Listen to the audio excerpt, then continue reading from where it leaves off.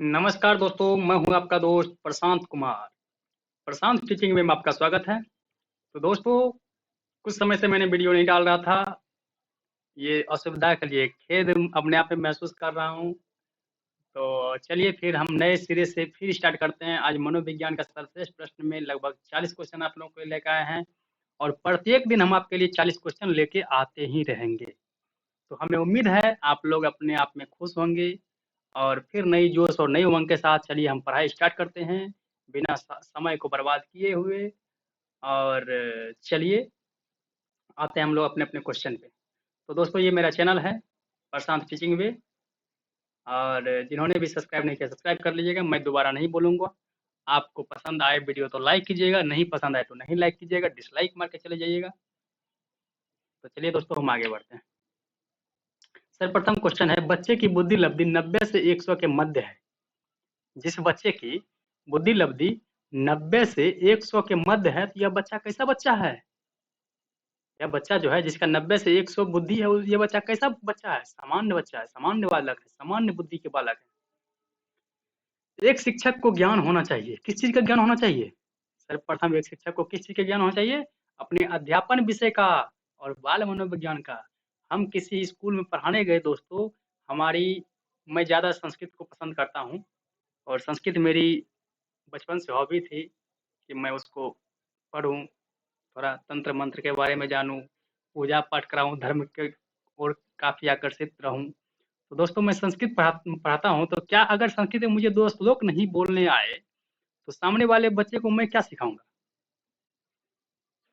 संस्कृत में धातु रूप, शब्द रूप, व्याकरण जो भी होती है, तो अगर मैं उसको नहीं सॉल्व कर पा रहा हूँ, बच्चे को नहीं समझा समझा पा रहा हूँ, तो क्या हमारी गुण सही है? नहीं है। तो सर्वप्रथम क्या होना चाहिए?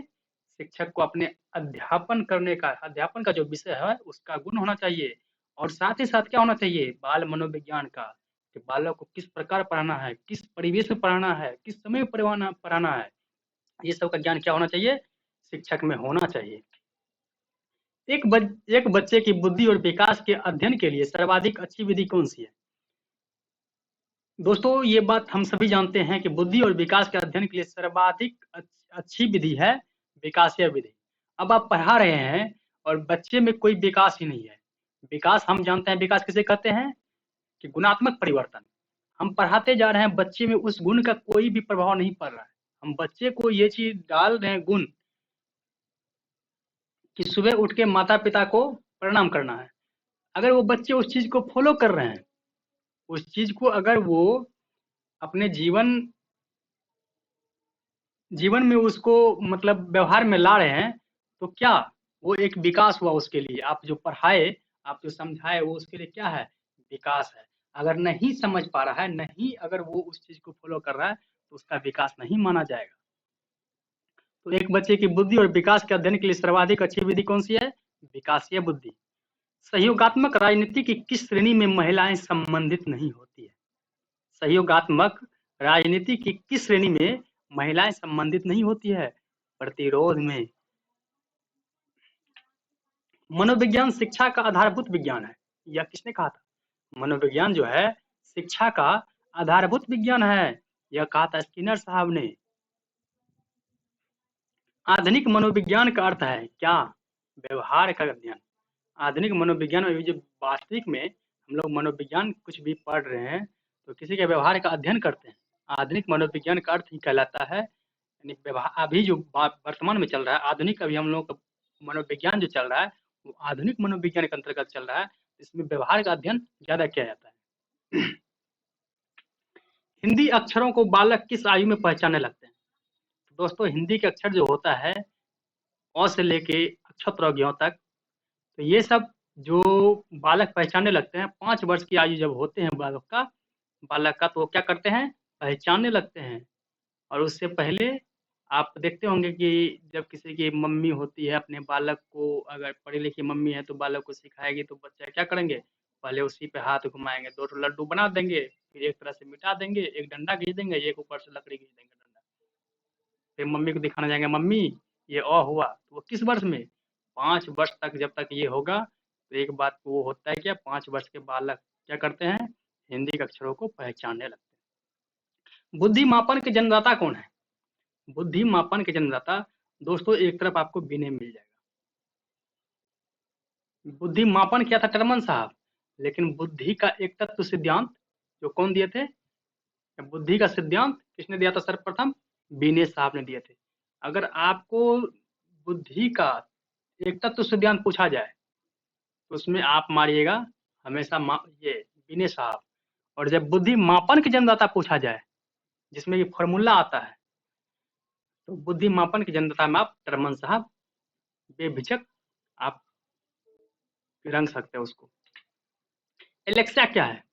एलेक्सिया क्या है? पढ़ने में अक्षमता। एलेक्सिया क्या है? पढ़ने में अक्षमता। जब किसी को पढ़ने में अक्षमता होती है, अगर उसकी त्रुटि सही नहीं हो रही है तो उसमें क्या चीज कमी है? किस रोग से ग्रसित है? एलेक्सिया से। शिक्षा मनोविज्ञान की उत्पत्ति का वर्ष कौन सा है? शिक्षा मनोविज्ञान की उत्पत्ति का वर्ष कौन सा है? वर्ष 1900 ईस्वी में, यानी 20वीं शताब्दी में। 1900 ईस्वी से स्टार्ट हुआ, यानी 20वीं शताब्दी क्या हुआ? शिक्षा मनोविज्ञान का उत्पत्ति वर्ष माना गया। यहाँ तक तो हमें लगता है किसी को कोई प्रॉब्लम नहीं होगी। और मैं पुनः आपको यही बताना चाहूंगा, अगर आप शिक्षक बनने की सपना देख रहे हैं, जिस प्रकार मैं आपके लिए क्वेश्चन लेकर आ रहा हूँ, आप उसी प्रकार थोड़ा इधर हमें स्लोली आ गई है। मैं चाहूंगा कल से फिर पुनः रेगुलर आपके लिए क्वेश्चन लाता रहूं, और मैं आप लोगों से ये वादा भी करता हूं कि रेगुलर आपके लिए लाता हुए रहूंगा।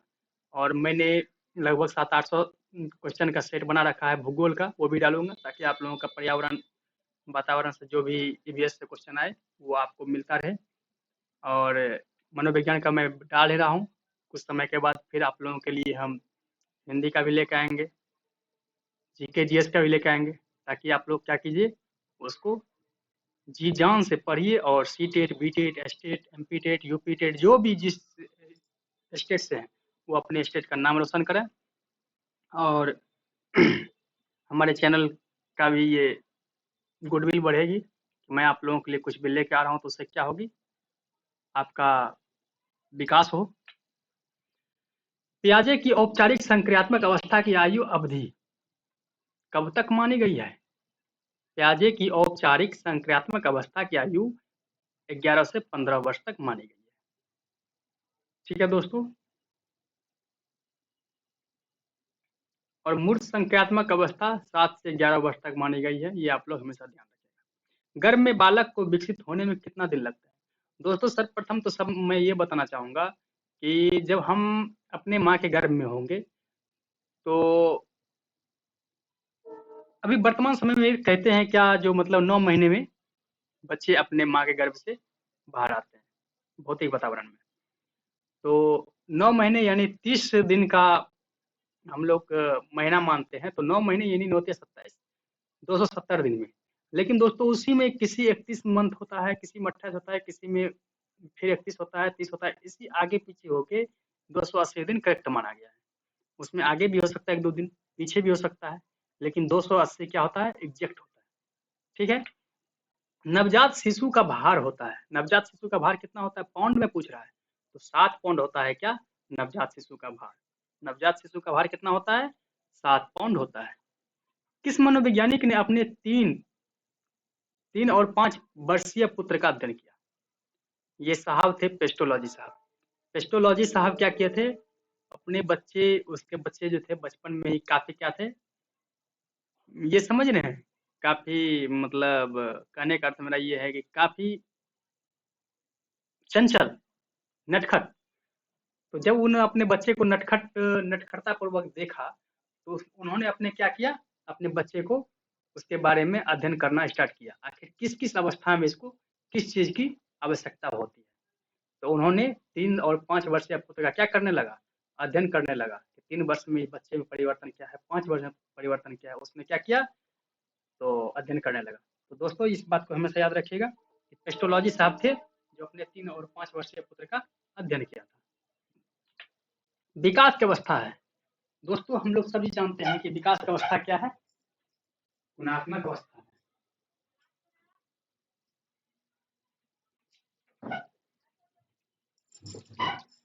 विकास की अवस्था कैसी है? गुणात्मक अवस्था है, क्योंकि विकास किसे कहते हैं? गुणात्मक परिवर्तन ही क्या कहता है, हमारा विकास कहलाता है। बच्चों के बौद्धिक विकास के 4 सुस्पष्ट स्तरों को किस विद्वान द्वारा पहचाना गया है? बच्चों के बौद्धिक विकास के 4 सुस्पष्ट स्तरों को जीन पियाजे साहब पहचाने थे। जीन पियाजे साहब क्या किए थे? अपने तीनों बच्चे के ऊपर क्या किए थे? अध्ययन किया था। और पेस्टोलॉजी साहब अपने 2 बच्चे के ऊपर। बालकों की सोच अमूर्तता की अपेक्षा मूर्त अनुभवों का एवं प्रत्ययों से होती है। यह अवस्था कौन सी है? बालकों की सोच मूर्तता की अपेक्षा मूर्त अनुभव एवं प्रत्ययों से होती है। यह अवस्था कौन सी है? 7 से 12 वर्ष की अवस्था, जिसे हम बाल्यावस्था यानी उत्तर बाल्यावस्था का नाम देते हैं। गिलफोर्ड ने अभिसारी चिंतन पद का प्रयोग करके समान अर्थ किया है। गिलफोर्ड ने अभिसारी चिंतन पद का प्रयोग करके समान अर्थ किया है किसका? सृजनात्मकता का। सृजनात्मकता क्या किए थे? गिलफोर्ड साहब अभिसारी चिंतन का पद का प्रयोग कर दिया था और समान अर्थ किया सृजनात्मकता का। बच्चों में संवेगात्मक समायोजन प्रभावी होता है। बच्चों में संवेगात्मक समायोजन प्रभावी होता है व्यक्तित्व निर्माण में, कक्षा शिक्षण अनुशासन में। बच्चों के संवेगात्मक समायोजन प्रभावी होता है व्यक्ति निर्माण, कक्षा शिक्षण अनुशासन में। थॉर्नडाइक के व्यक्तित्व के वर्गीकरण का आधार है चिंतन और कल्पना। थॉर्नडाइक के व्यक्ति के वर्गीकरण का आधार है चिंतन और कल्पना। कक्षा कक्ष में शिक्षक व विद्यार्थियों के मध्य संप्रेषण होना चाहिए उद्देश्य केंद्रित। कक्षा कक्ष में शिक्षक व विद्यार्थियों के मध्य संप्रेषण क्या होना चाहिए? उद्देश्य केंद्रित। कक्षा कक्ष में कोई भी अगर शिक्षक पढ़ा रहे हैं और विद्यार्थी अगर फालतू का अगर चीज पढ़ा रहे हैं तो उसमें कोई तरह का ये मतलब नहीं होना चाहिए, यानी कि फालतू बात नहीं होनी चाहिए कक्षा कक्ष में। उद्देश्य, कोई भी पढ़ाई का एक उद्देश्य होना चाहिए। लिखने से संबंधित कठिनाई को क्या कहा जाता है? लिखने से संबंधित कठिनाई को डिस्ग्राफिया कहते हैं। एलेक्सिया कहते हैं किसको? पढ़ने संबंधित, लिखने संबंधित डिस्ग्राफिया कहते हैं। किसी उद्दीपन के निरंतर दिए जाने से व्यवहार में होने वाला अस्थायी परिवर्तन कहलाता है अव्यवस्था। छोटे मोटे चौड़े तथा गोल व्यक्ति क्रेस्मर द्वारा किए गए व्यक्तित्व निर्माण के किस श्रेणी में आते हैं? क्रेस्मर साहब क्या कहते हैं? छोटे मोटे चौड़े तथा गोल व्यक्ति को क्रेस्मर साहब क्या किए? वर्गीकरण किए और उसको क्या किस श्रेणी में रख दिए? टेक्निक्स की श्रेणी में। किस विद्वान ने सामाजिक अधिगम सिद्धांत के प्रतिपादक किया? किस विद्वान ने सामाजिक अधिगम सिद्धांत के प्रतिपादक थे? एडलर साहब। किस विद्वान ने सामाजिक अधिगम सिद्धांत के प्रतिपादन किया था? तो दोस्तों यहाँ लगता है कि थोड़ा सा मिस टाइप हो गया है। ये क्वेश्चन आप छोड़ दीजिएगा। ये दोनों क्वेश्चन में सस्पेंशन हमको लग रहा है। मैं आपको अगले वीडियो में इसको जरूर सॉल्व करूंगा। कुर्ट लेविन के अनुसार समूह में जो परिवर्तन होते हैं उसे क्या कहते हैं? गतिशीलता। कुर्ट लेविन के अनुसार समूह में जो परिवर्तन होता है उसे क्या कहते हैं? गतिशीलता। 16 pF का प्रयोग किसके मापन हेतु किया जाता है? 16 pF का प्रयोग किसके मापन हेतु किया जाता है? व्यक्तित्व मापन में। पावलोव ने सीखने के अनुबंधन प्रतिक्रिया सिद्धांत का प्रतिपादन किस पर प्रयोग किया था? पावलोव ने सीखने का अनुबंधन प्रतिक्रिया कुत्ते पर प्रयोग किया था। किस अवस्था में बच्चे अपने समन्वयक समूह के सक्रिय सदस्य हो जाते हैं? किशोरावस्था में। किशोरावस्था में देखिएगा दोस्तों कि बच्चे जो होते हैं अपने समन्वय उसके समन्वयक यानी उसके समान जो भी होगा, उसके बराबरी में जो भी होगा उसके सदस्य जल्दी बन जाते हैं किशोरावस्था में। बच्चे दुनिया के बारे में अपनी समझ का सृजन करते हैं। बच्चे क्या करते हैं? दुनिया के बारे में अपनी समझ का सृजन करते हैं। इसका श्रेय किस विद्वान को जाता है? इसका श्रेय जाता है जीन पियाजे साहब को। जीन पियाजे साहब थे जिन्होंने क्या कहा था कि बच्चे क्या करते हैं दोस्तों? बच्चे